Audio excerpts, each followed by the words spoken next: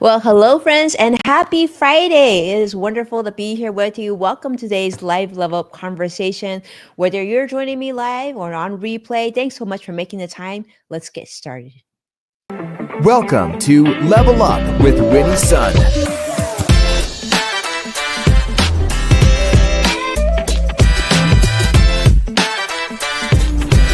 Award-winning financial pro. Get ready. Level Up with Winnie Sun. Hello, friends, and welcome to the show. Happy Friday from wherever you're joining me from. Definitely don't be shy. Jump in, say hello. Let me know how you have been, of course. Welcome. For those of you who are brand new, I'm Winnie, your host, an award-winning financial pro, a Forbes contributor, and a CNBC council member and contributor.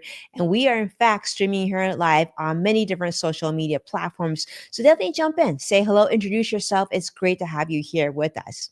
Now let's kick it off and let you know how the market's doing. It's still open for a little bit more than 20 minutes here. The Dow's currently up 271 points. The Nasdaq is up 9 and the S&P 500 is up 23 as well, which is good news. Nasdaq was actually in the negative not that long ago. Well, currently, Dow has now officially crossed the 44,000 milestone mark. The Dow Jones Industrial Average has reached an all-time high, topping this very key number, capping off its best week in a whole year, largely driven, of course, because of the post-election optimism. As you know, this was the week of the presidential election, and President-elect Donald Trump has become victorious, and will be starting in his new role, or I would say coming back to his role in January. The market, of course, is participating and reacting very positively with high hopes of a pro-growth policies going forward. Investors are, of course, optimistic about the potential economic growth under a Republican-led government, expecting reduced regulations, pro-business policies, and they're hoping this, of course, especially benefits small cap stocks in general. Now, the Federal Reserve also made a big change yesterday. The Fed did lower interest rates. Fed Chairman Jerome Powell expressed confidence in the U.S. economy. And of course, that helped further energize investor sentiment with a brief 25 basis point cut to interest rates.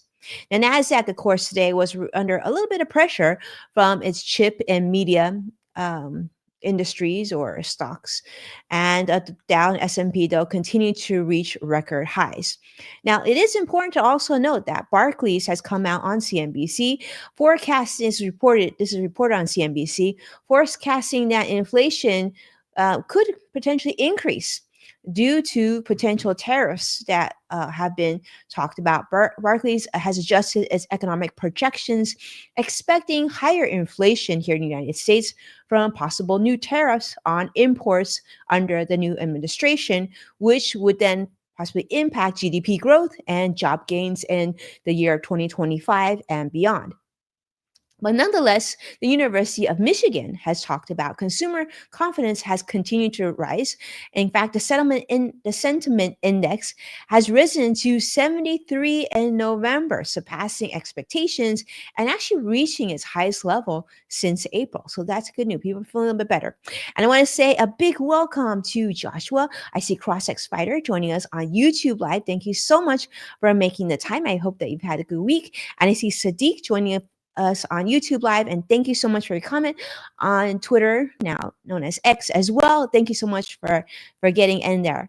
All right, let's continue. I want to share another story that is actually talked about. There's actually a lot. I'm going to say there's so much interesting developments in just the last week, but I really want to focus on some things I think that sometimes we forget. And that is, of course, it is now officially layoff season as well. So a lot of companies are looking to report earnings.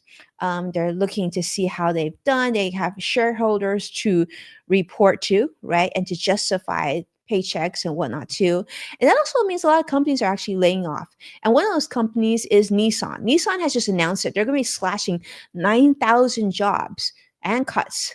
They're also cutting their profit outlook, because there continues to be global challenges. This is reported as by CNBC as well as Reuters.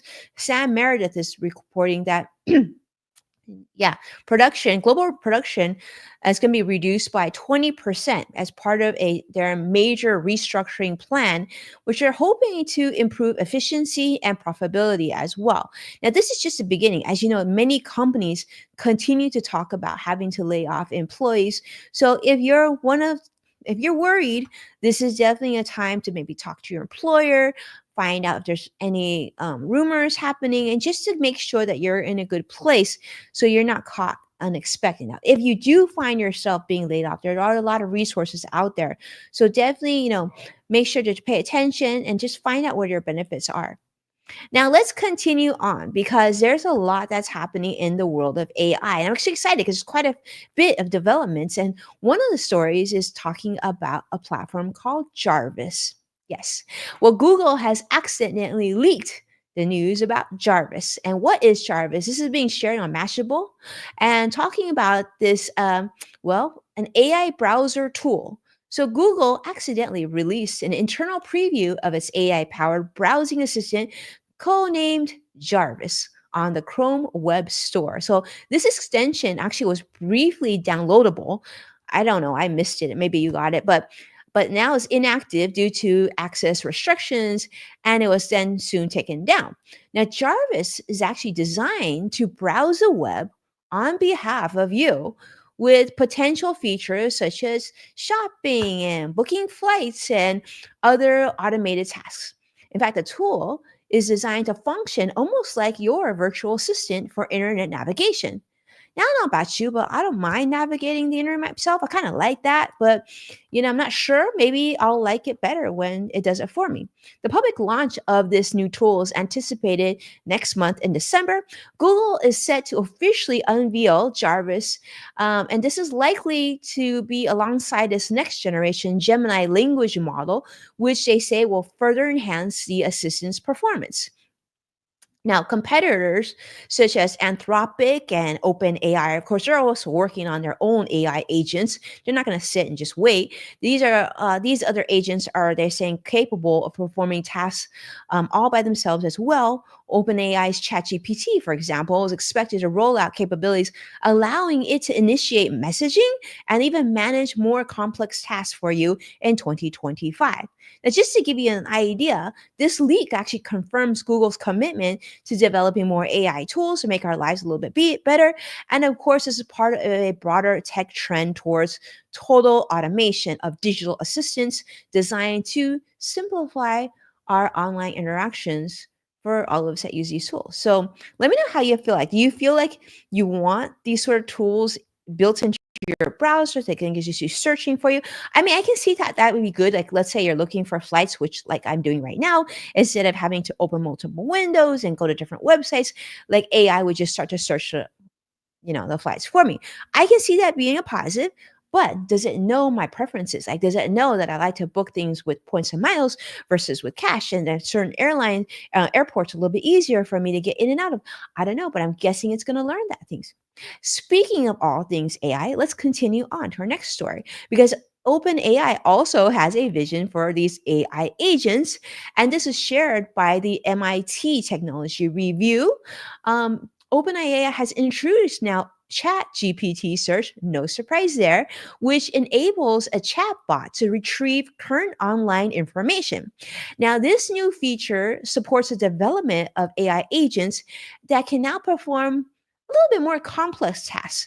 We're talking like, no surprise here because of our last story, right? Booking flights, which would then access and interact with real-time data, which is pretty cool. I would love to see them do that, especially with like miles bookings, because that's really tricky, and especially with partner airlines and things like that. That could help us, stretch a little bit farther and see how that goes. And then, of course, expansion of voice capabilities. AI recently showed on Development Day in London, OpenAI showcases real-time API with new voice options, which allows developers to embed voice-based commands into their applications. Now, this advancement is going to be key to making AI agents more accessible in non-text-based settings.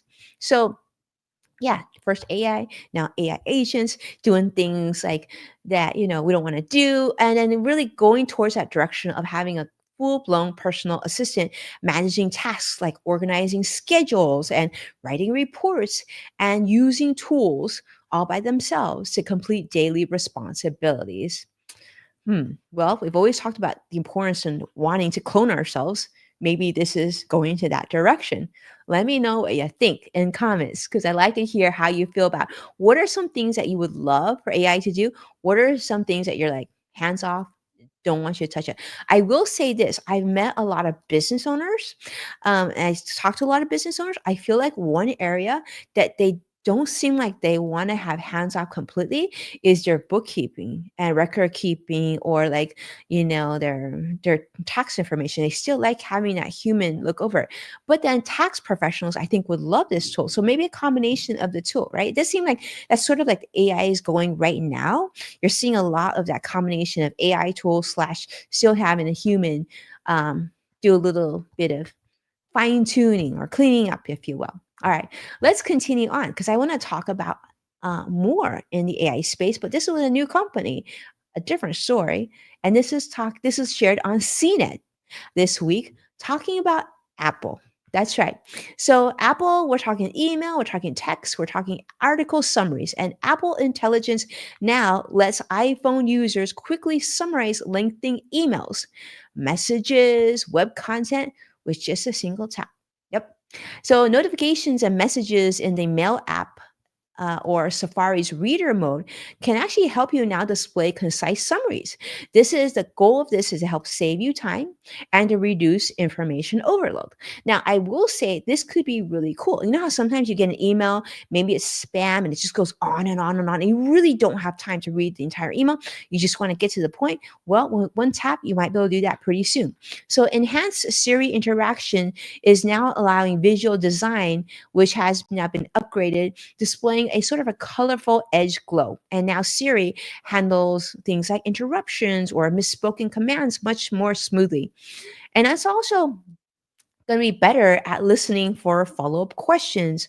Although personalized responses, they say, is going to be based on user preferences and still in development. So don't expect Siri to all of a sudden become like super Siri, but it's in process, right? So this new AI tool will also allow something called photo cleanup. The new cleanup tool in the Photos app is going to let you erase unwanted objects such as litter or camera smudges from images, or in my case, maybe like like a finger being in the picture because you're holding in the wrong direction. I don't know, things like that. But generative AI features will now replace selected areas with visually plausible backgrounds. It's gonna be fast because it's gonna be easy for just those minor edits that you don't want to take a lot of time in trying to figure out Photoshop just to get rid of that something. So these features are available to users of the iPhone 15 Pro, the iPhone 16, and of course newer models running iOS 18.1. However, access to Apple Intelligence is going to have to be requested. Okay, as the AI software, of course, is in beta, but nonetheless, that is a walk in the right direction. Now, that being said, someone like myself who still hasn't, I don't have the newest and greatest iPhone. I know many of you who are tuning in might not as well. That might still give you some limitations to be able to utilizing all this software. But let's just be honest, like this software is still new. By the time next year rolls around, there'll probably be more features. And then you can decide at that point if you're ready to upgrade your hardware or if you're going to just wait another generation. That being said, I see Sadiq comments coming in that Sadiq's going to buy Apple iPhone Pro earbuds for his father as a hearing aid. Very cool. I mean, that's great feedback, Sadiq. And that's just one way to see technology being used for the greater good. I mean, with technology using as a hearing aid, that's awesome. I love that. All right. Well, let's continue on because today we got so many great stories about technology, and we're segueing over to Microsoft because Microsoft is also integrating an AI powered Copilot, and this is going to increase more features into their 365 subscriptions. This is shared by The Verge by Tim Warren here. Copilot Pro, that's right. Features now will include Microsoft has now stopped charging an additional $20 monthly fee for Copilot Pro features. Now, just going to bundle that all up into the AI tools into Microsoft 365 Personal and Family subscriptions. And of course, certain markets.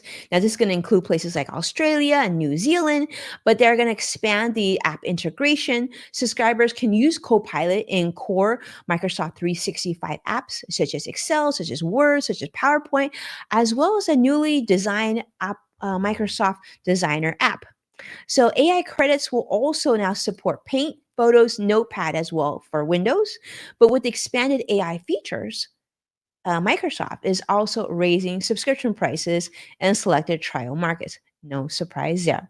For example, in Australia, family subscriptions are increasing by $4 there monthly, and other places even higher. And of course, for full blown Copilot Pro, it could be, I don't know. We'll see. I don't want to say too much because I don't know all the prices yet, but that give you an idea. Things are going to be going higher, basically. Okay. But yes, but what we've now established is whether it be Google, whether it be Apple, whether it be Microsoft, ChatGPT, OpenAI, you can see the trend in terms of where AI is going. You're seeing how things such as AI agent are going to be able to act as sort of a pseudo personal assistant to you, and more features are coming your way. The question is, are you going to jump on them quickly, and whether or not they're going to be easy and useful to you at this stage? But it kind of reminds me of like when smartphones came first came about, and when smart technology first went into cars and vehicles. Like some of them you loved, some of them are like, that's still a little wonky. But then there was still that potential. You could see the potential of what's in the future, and that's what's very exciting about during this time. All right, well, let's continue on, because for those of you who have kids, this is one for you, especially for my friends at Modern Mom, which I know is joining us here today as well. Roblox, as many of you know, is sometimes people will say, oh, Roblox, what's Roblox? Well, for kids, Roblox is very popular, something like Minecraft, video game technology. But Roblox is now going to be making some changes as well to their platform. This is being reported by The Verge. Enhanced safety regulations. That's way. For those of you who are age 13 and under, well, Roblox is going to now block you from accessing certain interactive spaces, particularly their social hangout areas and their freeform 2D user creation areas as well. This is areas where players can communicate via text or voice chat. Well, this is going to change as of November 18th, because this is a big issue for parents, especially that have their children on Roblox. I will say this is also a big reason why my kids haven't played Roblox, but maybe this is something we can consider now. I don't know.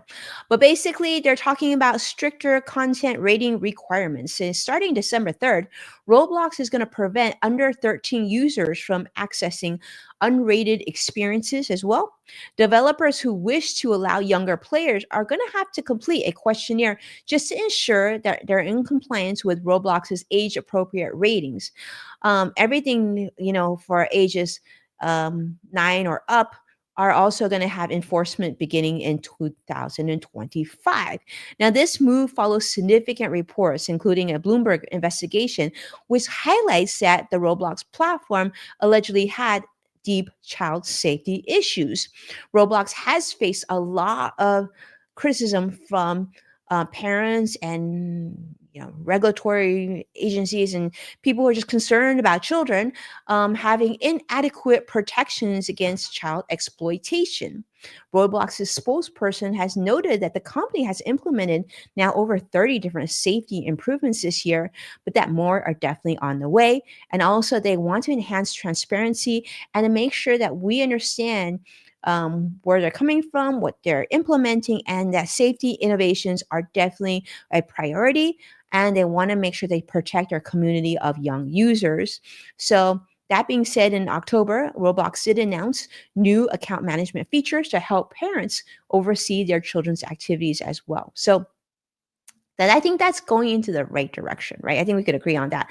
But I see CrossX Fighter says I don't play Roblox. But I think that CrossX Fighters, I feel like Joshua, like Nintendo does a good job with this and telling you the rating or the how reasonable this game is and for what age group. I feel like Nintendo does a very good job with that. And I like how they also, when you do buy certain games, that there isn't advertising, because sometimes inappropriateness goes exceeds what the game does. It also comes in the form of advertising. And some of those ads are really, really inappropriate and just not a good thing. But that being said, let's continue. And I'm going to share with you this last story. And this was inspired because, let's be honest, I miss doing this show. I miss doing In the Loop with Greg. His schedule changed, and that's why we are currently on hold on In the Loop. We will come back. We just don't know quite yet. But his schedule got a little crazy this year, and we look forward to having him back on the show. But we want to talk about robots, of course. And this is a fun one. This is being shared on IFL Science by Tom Hale, talking about a robot being used in the right way. So, a robot has successfully retrieved a small, tiny piece of nuclear fuel debris from Fukushima's reactor 2. This is cool, marking a critical step and sort of a long cleanup process of this site. So, I love that this is robotics being used for good. Using what they're doing now is they're using a robotic arm. This now is equipped with a telescopic camera. This is by Tokyo Electric Power Company. They have managed to remove a small sample of solidified molten debris for analysis. And so this will allow, so humans don't have to do this work, robots can, for the safe removal, to study the retrieved debris to better understand its composition and its radioactivity, which will then inform strategies on how they can remove the remaining 880 tons of melted fuel over the coming years. Now, to give you an idea, the Fukushima nuclear crisis began March 11th of 2011 after an earthquake and tsunami led to power loss and reactor meltdowns, which then released this radioactive material into the surrounding environment. Now, of course, as you can imagine, there's a lot of challenges with nuclear waste, right? So this goes beyond just solid debris. So besides handling solid nuclear waste, TEPCO has had to manage large amounts of radioactive water used for reactor cooling. So then Japan started releasing treated wastewater into the Pacific in August of 2023. And this, of course, sparked international concerns. And then so now TEPCO is planning to complete Fukushima's decommissioning in the next 30 to 40 years. That's how long it's going to take this cleanup. Though many experts, of course, are cautioning that this could be actually too optimistic. 30 to 40 years could be optimistic, given just the scale and complexity of the cleanup. So hopefully these robots can come in and help out and then everything goes smoothly. But I think we can all agree some things like that using technology is a wonderful, great idea. And I see Sadiq is saying that Roblox is actually banned in Turkey. Good to know. Thank you so much, Sadiq, for sharing that. It's always I'm always fascinated when you share like what's happening in Turkey, just different parts of the world, like how things are regulated and what things are allowed and what are different perceptions and things like that. But thank you so much for sharing that. And the market has just closed. Currently, the Dow has just closed and it's at 272 up in the positive. Nasdaq also closed in the positive of 17 points. And the S&P 500 also closed in the positive over 22 points. So I think that's a good way to end the week. Good day in the financial markets. Thanks so much, my friends, for being a part of today's Level Up. Please do me a favor and hit that like button and subscribe to stay updated on all the latest content. And of course, if you want to watch past full episodes of Level Up with Winnie Sun, you can check us out on NASDAQ, Amazon Fire, Samsung, LG, Roku, and many other streaming platforms. And of course, when sharing the show, thank you so much for doing so. Thank you so much, Joshua and Sadiq, everybody for doing so. And of course, just tag at Winnie Sun so I can see your support as well. And I do owe a few friends on many of the other platforms. I'm going to get to that so that I can get back to you and give you a proper thank you very, very soon. But with that, thank you so much, everyone. I hope you have a wonderful, wonderful weekend. If you want to check out Yes Factor with Winnie Sun on Apple Podcasts or wherever you tune in, you can do that as well. But with that, I'll see you again next week. Have a wonderful Veterans Day weekend. For those veterans out there, thank you so much for your service and appreciate all that you've done. Be well. Take care. See you next week. Bye-bye now.